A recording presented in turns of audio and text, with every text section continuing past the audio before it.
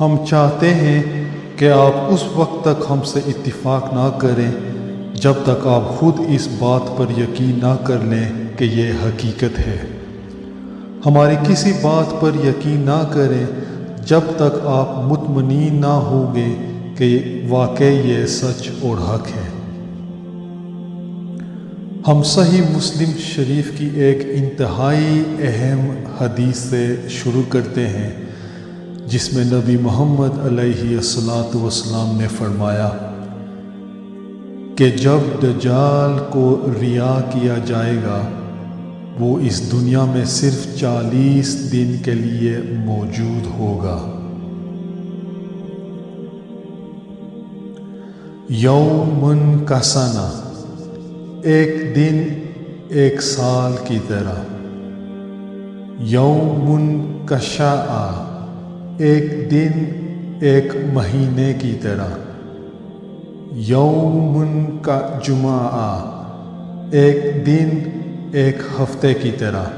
وسائر ایامہ کا ایامکم، اور اس کے تمام ایام یعنی اس کے باقی تمام دن تمہارے دنوں کی طرح ہوں گے، یعنی اس کے پہلے 3 دن ہمارے دنوں سے مختلف ہوں گے اور ہم اسے نہیں دیکھ پائیں گے۔ جب دجال کے دن، اب غور سے سنیے گا، جب اس کے دن ہمارے دن جیسے ہوں گے وہ اب ہمارے دنیا کے وقت میں ہوگا، اور جب دجال ہمارے دنیا کے وقت میں ہوگا تب ہم اسے دیکھ پائیں گے۔ اس سے پہلے دجال دنیا پر موجود ہوگا لیکن کوئی بھی اسے دیکھ نہیں پائے گا، جیسے کہ ہم فرشتے، جنات یا ابلیس کو نہیں دیکھ سکتے۔ تو جب ہم دجال کو دیکھ پائیں گے، نبی محمد علیہ السلام نے فرمایا کہ وہ ایک یہودی ہوگا، ایک جوان آدمی ہوگا، مضبوط اور طاقتور جیسا پہلوان ہوگا، لمبے اور کھیلی بال ہوں گے۔ اس وقت کہاں ہوگا؟ یقیناً وہ یروشلم بیت المقدس میں ہوگا۔ یروشلم سے دنیا کی حکمرانی کرے گا، جس طرح سے دنیا پر واشنگٹن امریکہ سے حکومت ہوتی رہی ہے۔ لیکن دجال کہاں ہوگا؟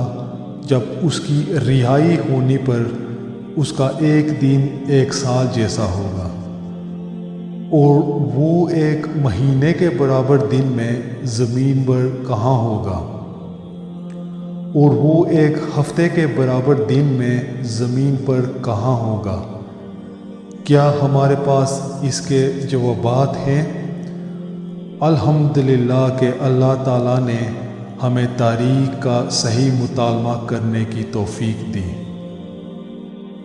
یقیناً سوال کا جواب یہ ہے کہ جب دجال کو دنیا میں رہا کیا جائے گا وہ اس جزیرے پر ہوگا، اور اس جزیرے سے وہ مقدس سرزمین کو آزاد کرنے کے لیے اپنے مشن کا آغاز کرے گا۔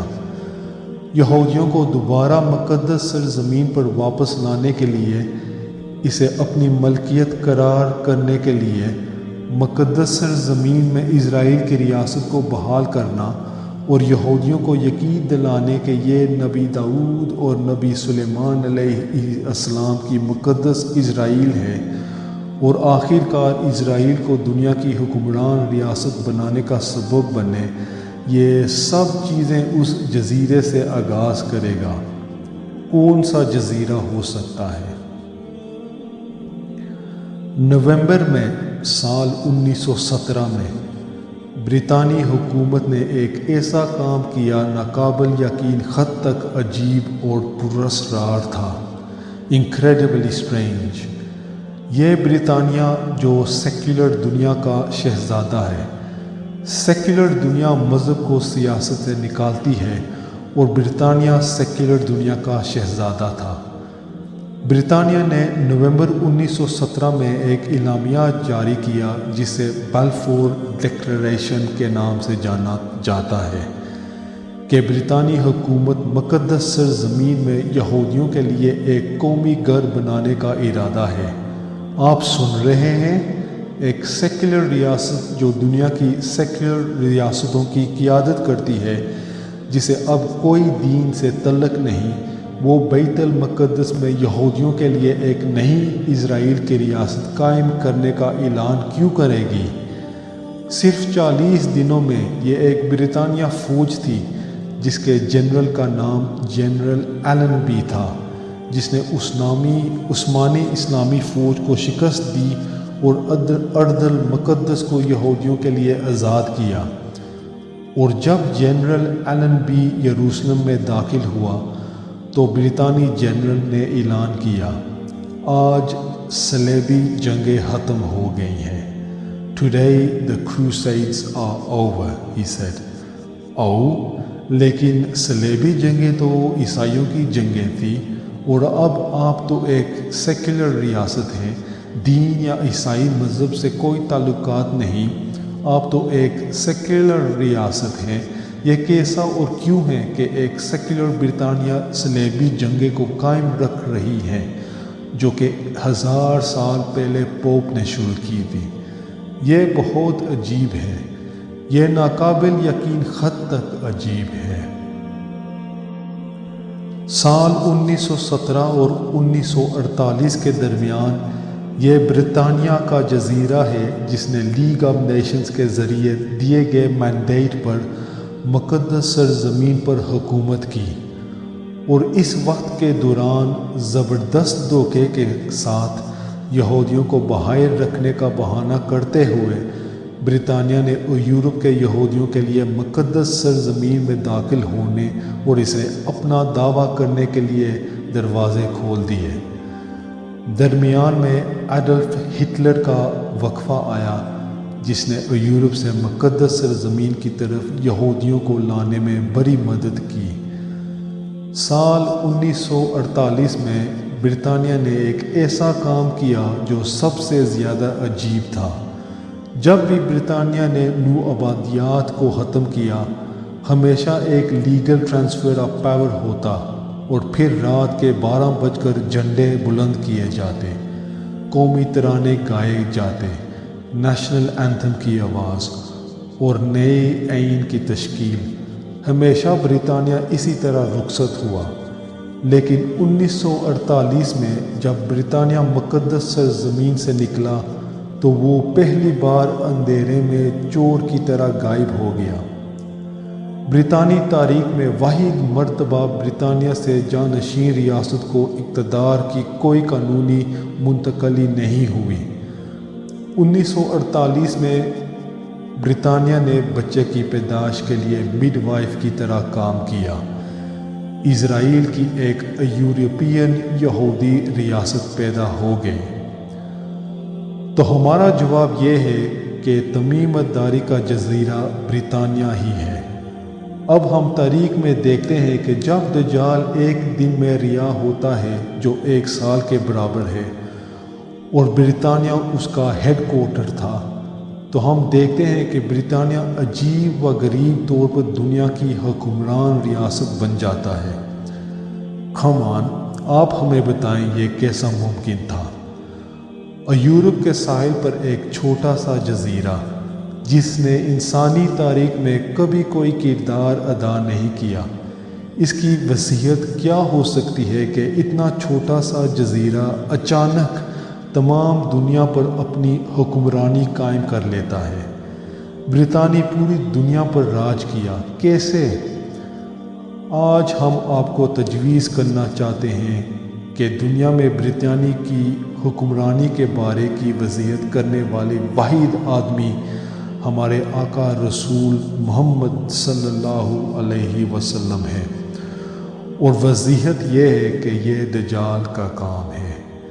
سال 1914 میں اگر آپ تاریخ پہ نظر ڈالیں گے تو آپ کو پتہ چلے گا کہ ابھی تک فضائی طاقت نہیں آئی۔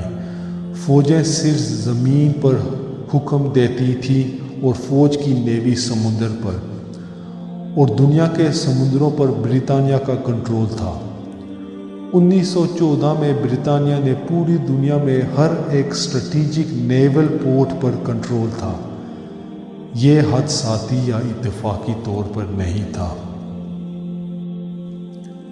اب وقت آ گیا ہے کہ ہم بیٹھیں اور تاریخ کو ایک بار پھر پڑھیں، کیونکہ برطانیہ اب اس وقت تیار تھا جو دنیا بھر کے سمندروں کو کنٹرول کر رہا تھا، اور زائنسٹ موومنٹ نے ساؤتھ افریقہ کے ہیروں پر قبضہ کر کے بہت زیادہ دولت حاصل کر لی کہ گرمیوں کے موسم 1914 میں وہ دہشت گردی کی کارروائی کے ذریعے حملہ کرنے کے لیے تیار تھے۔ دہشت گردی کا ایسا عمل جس نے دنیا کو بدل کر رکھ دیا۔ ہم آپ کو بتانا چاہتے ہیں کہ 1914 میں اس دہشت گردی کی کارروائی کے پیچھے جن لوگوں کا ہاتھ تھا، جس میں آرچ ڈیوک فرانز فرڈینانڈ کو قتل کر دیا گیا تھا سراییوو میں، وہی لوگوں کا ہاتھ ہے جنہوں نے امریکہ پر 11 ستمبر کا حملہ کیا۔ 1914 میں یورپ میں 6 بڑی طاقتیں تھیں: برطانیہ، فرانس، روس، جرمنی، آسٹریا ہنگری اور عثمانی اسلامی سلطنت، اور بیت المقدس عثمانی اسلامی سلطنت کے قبضے میں تھی۔ آرچ ڈیوک فرانز فرڈینانڈ کو جون 1914 میں قتل کر دیا گیا تھا، اور جان بوجھ کے اس سازش کے ذریعے نشانی اور ثبوت روس کے خلاف بنایا گیا۔ اس کا مطلب روس کی طرف رہنمائی کرنا تھا، جیسے کہ 11 ستمبر کی سازش میں نشانی اور ثبوت عربوں اور مسلمانوں کے خلاف بنایا گیا تھا۔ اور یوں آسٹریا ہنگری نے روس کے خلاف جنگ کا اعلان کر دیا، بالکل اسی طرح جیسے جارج بش نے 11 ستمبر کے بعد افغانستان پر حملہ کیا۔ اور برطانیہ اور فرانس، جن کے روس کے ساتھ ایک ڈیفنس ٹریٹی تھی، اب روس کی مدد کو آئے اور جنگ میں شامل ہوں گے۔ اور پھر جرمنی آسٹریا ہنگری کی طرف سے جنگ میں شامل ہوا، اور آخر کار عثمانی اسلامی سلطنت کو داخل دیا گیا، جرمنی کی طرف سے جنگ میں داخل دیا گیا۔ And so the stage was set, just as the stage is now set after the September the 11th۔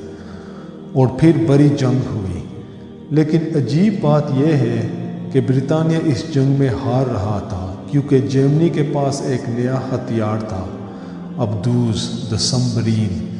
جب برطانیہ اپنے گھٹنوں کے بل شکست کا سامنا کر رہا تھا، برطانیہ جو دنیا کی حکمران ریاست تھی اب شکست سے دوچار ہے، تب جرمنی کے یہودی برطانوی حکومت کے پاس گئے اور کہا کہ چلو ایک معاہدہ کرتے ہیں، اگر آپ ہمیں بیت المقدس دینے کے لیے وعدہ کرتے ہیں، پھر ہم امریکہ کو آپ کی طرف جنگ میں لے آئیں گے۔ برطانیہ مان گیا۔ تو اسے پتہ چلتا ہے کہ ورلڈ وار 1 دنیا کی پہلی عظیم جنگ کے پیچھے ایک بڑا پلان تھا، ایک بڑی سازش تھی جس کے 2 مقصد تھے: عثمانی خلافت کو توڑنا اور بیت المقدس پر قبضہ کرنا۔ اب ہمیں سمجھ آتی ہے کہ بلفور ڈکلیریشن برطانیہ اور یہودیوں کے لیے بہت اہم تھا، وہ خط جو پہلی جنگ عظیم کے دوران تیار کیا گیا تھا، جس میں برطانیہ نے زائنسٹ سے وعدہ کیا تھا کہ اگر وہ جنگ جیت جائیں تو یہودیوں کا قومی گھر بنائیں گے، اور اسی طرح امریکہ جنگ میں داخل ہوا اور برطانیہ جنگ جیت گیا۔ اس عمل میں عثمانی اسلامی سلطنت کو شکست ہوئی، اسلام کے ٹکڑے ٹکڑے کر دیے گئے، اور مقدس سرزمین کو یہودیوں کے لیے آزاد کر دیا گیا۔ دہشت گردی کی ایک کارروائی نے ان کے مقصد کو انجام دیا، مقدس سرزمین پر قبضہ۔ لیکن اب امریکہ دنیا کی نئی حکمران ریاست بن جاتی ہے، کیونکہ یہ معاہدے کا حصہ تھا۔ جس طرح برطانیہ کا ارض المقدس اور یہودیوں کے ساتھ ایک عجیب و غریب رشتہ تھا، اب امریکہ کا بھی بیت المقدس اور یہودیوں کے ساتھ وہی عجیب رشتہ ہے۔ کیا یہ حادثاتی طور پر ہے؟ دجال نے اپنا پہلا دن جو کہ سال کی طرح تھا مکمل کر لیا، اور اب دوسرے دن میں ہے جو کہ ایک مہینے کی طرح ہے، یعنی اس کے مشن کا دوسرا مرحلہ، فیز 2 آف ہز مشن۔ امریکہ اونچی پرواز کر رہا ہے، لیکن اب یہ تباہ ہونے والا ہے۔ ہم اس وقت میں ہیں جب ایک دن ایک مہینے کی طرح ختم ہونے والا ہے اور ایک دن ایک ہفتے کی طرح شروع ہونے والا ہے۔